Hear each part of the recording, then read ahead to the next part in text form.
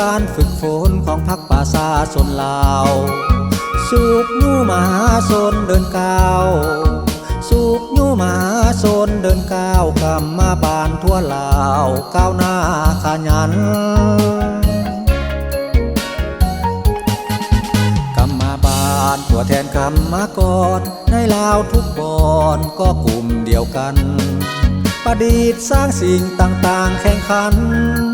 ประดิษฐ์สร้างสิ่งต่างๆแข่งขันกรรมบาลผูกพันปกป้องประโยชน์แห่งงานทุกหมู่เหล่าคือคำขวัญพวกเขามีหาเป็นเจ้าพัฒนากรรมบาลศึกษาเป็นข้าวพัฒนาด้วยกันศึกษาเป็นข้าวพัฒนาด้วยกันคุ้มครองสังคมนั้นพร้อมพัวพันกับสากลใกล้ชิดติดข้างทุกยามติดเทศประจำกรรมกรผลิตผล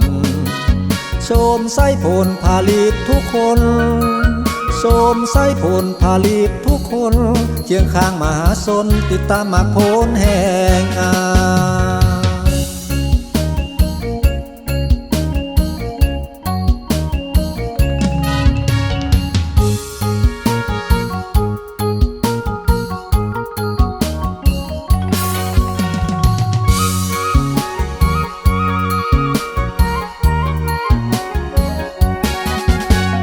เราคือคำขวัญพวกเขา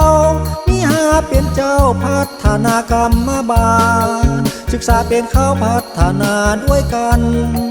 ศึกษาเป็นข้าวพัฒนาด้วยกันคุ้มครองสังคมนั้นพร้อมพัวพันกับสากล